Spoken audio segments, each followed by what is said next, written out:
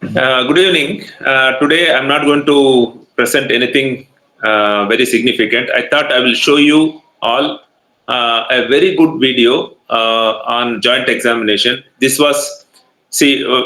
got this video when I went abroad on a clinic when we were doing a clinical trial.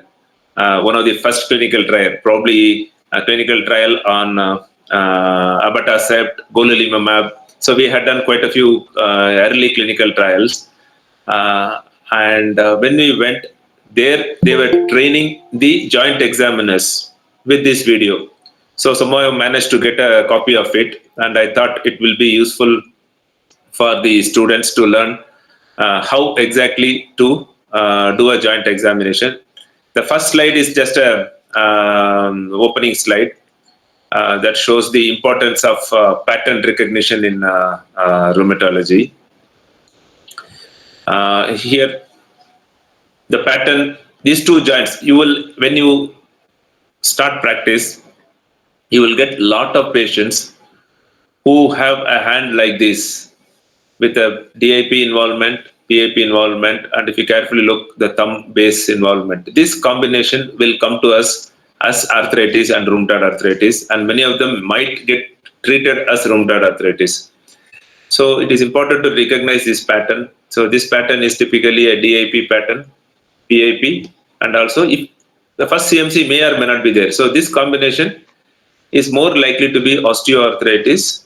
Sometimes it can be psoriatic arthritis, but almost all the joints are getting affected bilaterally symmetrically. It is more likely to be osteoarthritis.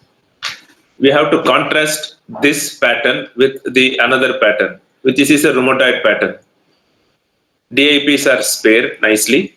You can see the DIPs are absolutely normal. PIPs have fusiform swelling. You have a fullness of the MCPs, and wrists are likely to be affected in this patient. So a combination of PIP, MCP, and wrist.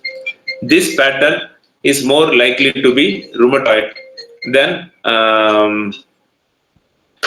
osteoarthritis. So this pattern recognition is very, very important in rheumatology. We will have one entire session on this pattern recognition. Now I will move on. If I move, this slide is. Pressure applied should be enough to blanch the fingernail. It should be applied in one single squeeze and not repeatedly. Swelling should never be taken for granted visually, but the joint must be palpated to see if there truly is that soft, squishy swelling of thickened synovium. We'll start at the top of the joints and work our way down. You should have somebody in the room who is systematically recording the joint results with you. We have 66 joints that we will record for tenderness, 68 for swelling. We do not include the hip joints for swelling because they are deep and cannot be palpated, nor can they be palpated for tenderness, but they can be moved. Okay, I'm going to start the 66-68 joint count now. We begin with the temporomandibular joints, which is right in front of the ear. The finger is placed in front of the ear and over the temporomandibular joint. You can feel the gap there. Have the subject open and close their mouth and ask if there's any tenderness there. Yes. Yes. And on which side do you feel the tenderness? Both sides. So that would be recorded as tenderness in the temporomandibular joints on both sides. There's no swelling felt there. We now go to the sternoclavicular joint. It's at the medial end of the clavicle where it meets the sternum. I put pressure there, blanching my fingernail. Is there any tenderness there? I'll go to the acromioclavicular joint over at the distal part of the clavicle where you can feel the little indentation, and I'll put pressure over the acromioclavicular joint. Any tenderness? No tenderness there. Next, we'll move on to the shoulder joint. First of all, we must expose the shoulder joint. Tom, I'll get you to pull that over a little bit for me. The shoulder joint space is easily palpated just in front of the deltoid muscle. If you're not certain, move the joint around and you can find the space very easily. Pressure there. Is that tender? Because there's no tenderness to palpation, I'm now going to move the shoulder joint to see if it's tender at all. Please tell me if any of these movements give you any discomfort. I'll move it through flexion, extension, external rotation, internal rotation, and abduction. And it looks with a little bit of a wince that we have some tenderness there. So this would be reported as a tender joint. I do not feel any swelling in the area of the shoulder joint, so it would not be reported as a swollen joint. The elbow joint can be seen in between the epicondyle and the olecranon bursa. It can also be palpated at that space. Palpate it for tenderness, being careful not to put pressure on the epicondyle, which is also tender at times, but is not the joint space, and being careful not to palpate the olecranon bursa, which may be swollen, but doesn't reflect the joint space. So you're really palpating the gap in between the radial and ulnar head where you can see this depression here. Sometimes it may bulge out at you. If this area is not tender to palpation, then you would test for tenderness by extending the elbow joint and it flexes up. Now we will move on. Evaluate the wrist, visualize it, palpate the wrist over the radial thickening. Is that tender? Okay, the wrist is tender, so we would record that as being tender without necessarily putting it through its range of motion. If it was not tender, we would then flex and extend the wrist and then rotate it from side to side to see if we could elicit any additional tenderness. I'm now going to demonstrate the metacarpal phalange. To evaluate the wrist, visualize it, palpate the wrist over the radial head, to the side of the radius, to the side of the ulna, feeling for the thickness of synovial thickening. Is that tender? Okay, the wrist is tender, so we would record that as being tender without necessarily putting it through its range of motion. If it was not tender, we would then flex and extend the wrist and then rotate it from side to side to see if we could elicit any additional tenderness. I'm now going to demonstrate the metacarpal phalangeal joints. These joints are palpated individually. Again, they have to be palpated. You can't assume that because they look enlarged that they are swollen. That may simply reflect some subluxation. We're going to palpate from the sides, and if that's not tender, we'll palpate from the top and bottom also. If that's not tender, then we will put the metacarpal phalangeal joint through a range of motion to see if it's tender. At the same time that we're palpating for tenderness, we can assess to see whether that joint is swollen also. I'll demonstrate that on the second metacarpal phalangeal joint. I'll put pressure from the side. Is that tender? It's not tender, so I'll squeeze it from the top and bottom. Is that tender? It's not tender, so now I'll flex it and extend it. Any tenderness there. So that would be reported as negative for tenderness and swelling. I'll do the same with the third MCP joint. I put it through its range of motion, still non-tender. There's a little bit of swelling there. I would certainly report that as being swollen. I'm going to palpate the fourth, tender at all. Feel that from the top and the bottom. Put it through its range of motion. No tenderness, no swelling. Same with the fifth. Tender, a little bit of tenderness there. And I've detected a little bit of swelling, so technically I don't need to put it through its range of motion. This is a tender and swollen joint. We then do the same with the PIP joints, the thumb IP joint. Press for tenderness. Any tenderness there? It's not tender, it's not swollen. I put it through its range of motion. It's not tender. Same with the second PIP. Tender, not tender. Bend it up and down, not tender, and it's not swollen. The third PIP, similarly, no tenderness. Put it through its range of motion, still not tender. Fourth, little tender there, so I don't have to put it through its range of motion. Tender, little bit tender there, I don't have to put it through its range of motion. And finally, we check the DIPs, giving them a squeeze. Tenderness there, no tenderness with motion. Tenderness there, a little bit there, I don't have to flex it. Tenderness there, none, we'll just double check it. Tenderness there, no tenderness. Flex it, no tenderness, fine. Now we're ready to move on to the lower extremities. Let me get you to lie back. Okay. The hip joints are deep, so we do not palpate them for swelling. We test for tenderness. We can internally and externally rotate the hip. Does that give you any discomfort? I'll take the hip through its full range of motion and flexion. Tell me if any of this gives you any discomfort. Internal rotation, external rotation. So that is a non-tender hip. I would do the same with the other. Rotation of that hip, that's as far as we have to go with that joint. Now the knees, we need to inspect and feel for any kind of swelling. Inspecting, one looks at the dimple about the knee and the suprapatellar area to see if there is any fullness, which there really is not on this knee. We'll palpate the joint space for tenderness on both sides. Is that tender? Okay, because it's not tender, I'm going to put it through its full range of motion. I'm going to flex the knee and extend the knee. Any discomfort? Okay, it's a non-tender knee. I'm now going to see if there's any fluid in there. I'll push fluid from the medial side over to the lateral side and push back. There's no fluid bulge.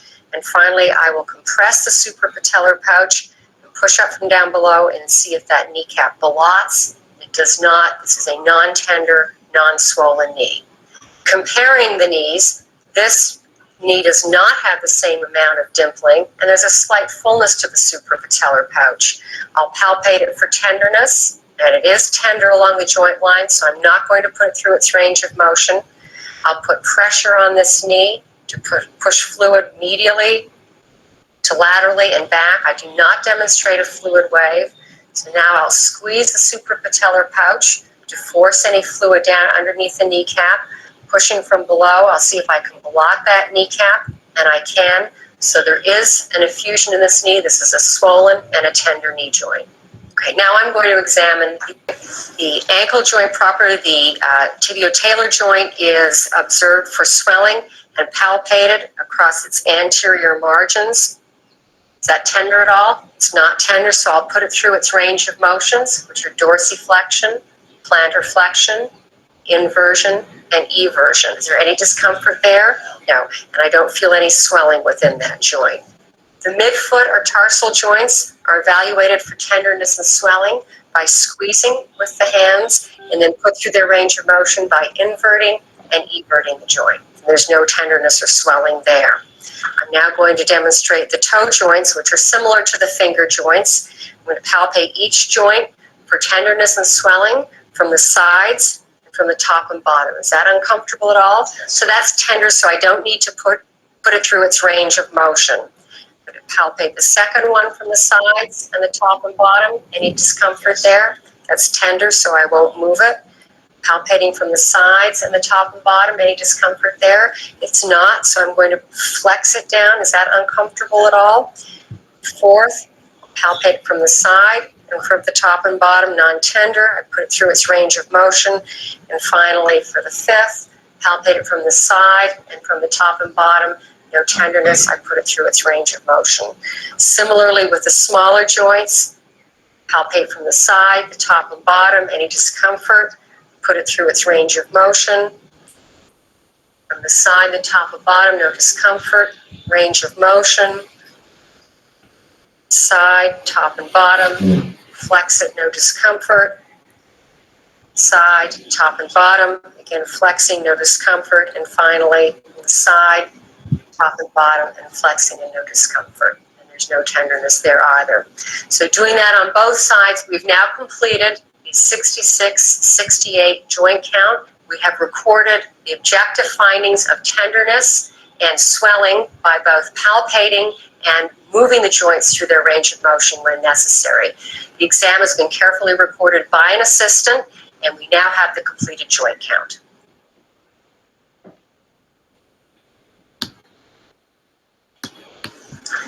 The 60. Can you hear me now? Yes, sir. Yes. So, hope the video was good. Yes, sir. So you listened, you heard everything, no? You heard everything, and what you listened to what she was telling. Yes, sir. So the most important, can you see my hands now? Yes, sir. Yes. So the important point is we are not just pressing here and leaving it. So for this, she pressed like this to look for tenderness, and also she pressed like this to look for tenderness. If it is not there, bend it and straighten up. So move the joints through the entire range. So that is true for all the PIPs, all the MCPs. Only if you do it consistently in the same way and record it serially, then we can interpret it in a meaningful way. So every time you do, you have to do it in the same way. We generally don't do 66 6 bar 68 joint count on a regular basis. And if the patient doesn't have any symptoms, we'll probably skip that joint and go to the only the painful joints. But if you are doing a clinical trial, or if you are formally entering it and want to publish that data in the future and to see how many of your patients are getting better, and we have to do the joint examination in a very appropriate way. Every time consistently the same way. If you are doing a dash 28, do the 28 joint in the same way as this professor has demonstrated. Then there will be actually intra observer variability will be less. So we will do the same way every time.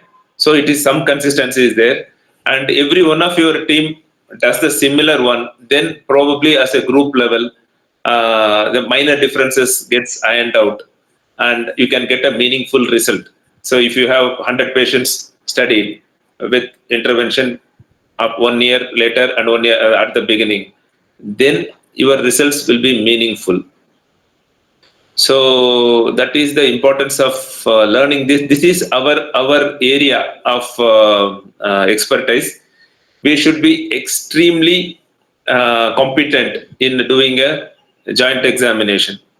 And the entire principle of joint examination is to, there are only three things, like in other field, you inspection, palpation, percussion, and auscultation. So we don't have percussion and auscultation. So we look, we feel, we move.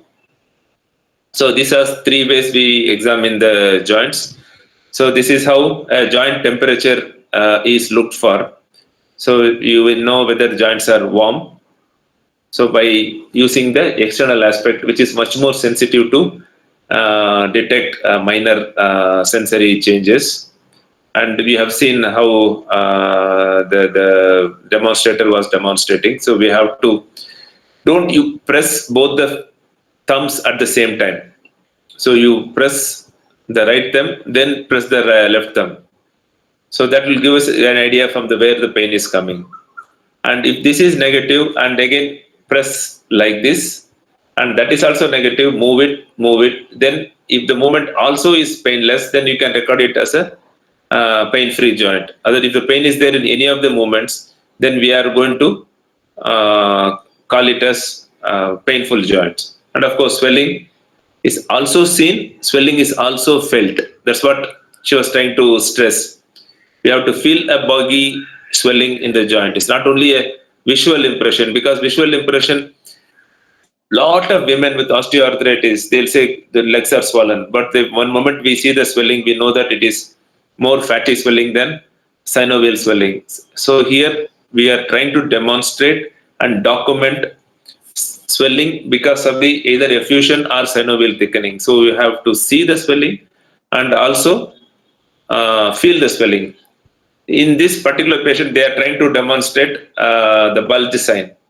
So I think they are trying to show a small bulge here, somewhere here. So even the bulge sign is seen, it will be recorded as a swollen joint. Though the joint may not require appear swollen at all. The another one she nicely demonstrated was ballotment. So this is you squeeze the suprapatellar fossa and bring all the fluid into the joint, and also squeeze the from the patellar tendon, and then give a tap to the patella. And if there is a fluid there, patella, you can feel the patella going and touching the femoral condyle and the posterior aspect.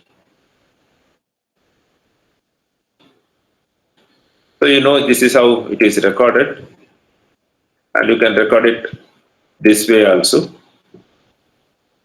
So if there is an assistant, it is always better. But if it is not there, we should be able to record it ourselves. And we centrally do a count. 28 joint Kelly, we can easily have a mental picture.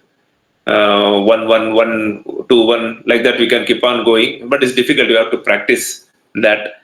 But try to do these joint counts on a regular basis in the clinic, and try to document it. It's a practice to examine a joint. So if you would have examined all the joints on a religious basis, so that you will pick up a rarely involved joint, and that will make a difference to the treatment to the patient. And also, sometimes diagnosis changes. When a patient comes with two joints, patients will say only two joints. But if you examine carefully all the joints very quickly, and if you pick up few more joints, then the differential diagnosis can change. So it is extremely important to be thorough in your joint examination. As you practice, your speed will automatically increase. You would think that why these consultants are not always doing this, but we have been doing for almost 15 20 years. I was religiously recording tender joint count, solar joint count in our case sheets. So as you get older, sometimes you have a luxury of picking it up without recording it. But as a trainee, it is absolutely essential for you to methodically see and examine all the joints in a very proper way. So you have this. This is mainly for rheumatoid, and it applies for also psoriatic arthritis. When you are documenting any swollen joint and tender joint in any inflammatory arthritis, we can use a very similar examination technique. I felt that the way she has demonstrated was very good, and I was quite impressed when I saw the lady. This was the lady who was there in the meeting also. She was the one who was trying to demonstrate the joint assessors. Generally, they were physiotherapists and nurse who were the joint assessors in the trial, and she taught them, but mainly. But we also listened to it, and I am sure many of our rheumatologists also would have learned from her examination techniques. So anything you want to ask me? Good afternoon, sir. Good afternoon. So this is Devaditya, sir. Tell me, Devaditya. Sir, in the video, ma'am was mentioning that if a joint is tender, she was avoiding doing the whole range of motion measurements. So, should we do it carefully or should we abandon it? No. See, the examination purpose is different, and the joint range of motion and recording it on a routine basis is not required for most of the clinical purposes. Right? Unless there is monoarthritis, you have a flexion deformity, you have given an injection into a elbow, there was a flexion deformity, and you have measured the flexion deformity. After the injection, you wanted to see the patient is the range of motion has improved or not. Unless you have a specific situation like this, recording range of motion for all the joints on an exam, you'll never able to finish the examination. And even in a DM clinical examination, nobody expects you to write range, the 60 degrees, 70 degrees, 40 degrees, like that. So what you need, this particular joint examination is for the purpose of recording tender joints and swollen joints. Right? When you are doing a tender joint count, swollen joint count, if you want to do a CDI or a SDI or a -28 measurement in your clinic. So that is where you have to use this method. If there is when you are examining the patient, if the patient says tender to this examination, then there is no need to squeeze it from again this angle and move it in all the angles. If the patient say I'm not tender now, then again squeeze this way to make sure that it is tender. And if it is not tender, then move it to the full range. And we are stressing the joint. What are we doing? We are stressing the joint. We are eliciting what is called as a stress pain. So if this movement is there, if this is also not painful, then we record it as a 0 there. It's not a tender joint or a swollen. I mean, of course, it's not a tender joint. And of course, swelling, you feel the swelling. And obviously, no swelling seen. If you are not feeling a boggy swelling, then you record it as a non-tender, non-swollen joint. So for that purpose, there is no need to elicit the range of movement. If you press here, it is tender, and there is no need to fully move. This is tender already. There is no need to do internal rotation, external rotation to prove that the joint is swollen or tender. That's what she is trying to tell. But if you want to measure for a particular only patient presenting with monoarthritis of right shoulder, you wanted to know how much was the abduction, how much was the flexion, how much was the extension, how much was the internal rotation, how much was the external rotation. Then you can measure it, right? Whether you can measure with the goniometer or you can give a approximately. Okay, I stop here, so the range of motion is 80 degrees. If I stop somewhere here, it is 100 degrees. So that's the kind we can eyeball it and tell the degrees. So internal rotation is we can say this 10 degrees, 15 degrees. Internal rotation is 45 degrees. So that you can record it for a single joint or only few joints. But in a rheumatoid arthritis situation where the idea is to count the tender joints and swollen joints, there is no need to record the range of motion. Here to pick up whether joints are tender or swollen. That's all. If tenderness is not elicited by one method, go to the other method to elicit tenderness. If this elbow is not tender in this area, then move it, extend it, and flex it. An arthritis will be tender in both flexion and in extension. If you have pain on extension, absolutely no pain on, even if you squeeze the elbow fully, then the pain may not be coming from the joint. This is not tender. This is not tender. The patient say only tender here.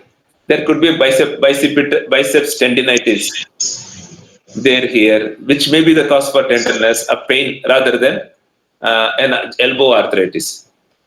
So in an arthritis, if you stress a joint, this is a wrist. Okay, this is a flexion, this is extension. If there is synovitis here, there will be pain both on flexion and also on extension. So we are stressing the joint in full range here and there, both the directions. If it hurts in both the directions, then we are going to record it as a possible tender joint. Right? This we will suspect that this wrist may be affected by the arthritic process. And the patient has got pain here, absolutely no pain here. Absolutely, you push harder, also there is no pain. But here it pains. Then it is more likely to be involving some of the structures here. It could be an extensor tenosynovitis or an enthesitis involving some of the muscles coming and attached to the extensor surface. So that will get stretched on this movement. In a lot of structures, extensor structures which are getting attached here would get stretched and it can be painful. But they are very relaxed when you are doing this and they won't be painful. So in a joint, equal amount of pain in both the directions, flexion and extension, this is flexion and extension, indicates that there could be synovitis. We call it as a stress pain. If the pain is there in only one direction, the pain is not there in the other direction, then look for an alternate cause for pain in that joint. So that will probably, patient may not have an arthritis. Probably we look for a tendinitis, look for any enthesitis, look for any bursitis in this patient, which can explain the pain which occurs in unidirectional movement, not in both the directions. Right. Thank you, sir. Got the point? Yes, sir.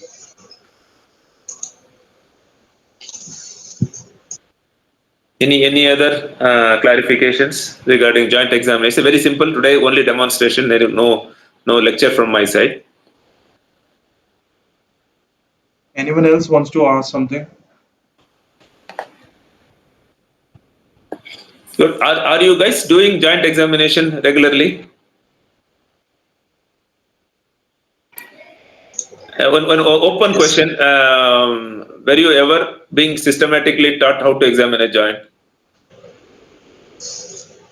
And I was not taught when I was doing DM, so you don't need to be apologetic, because most of the people are not so busy, so they say this people would assume that you know.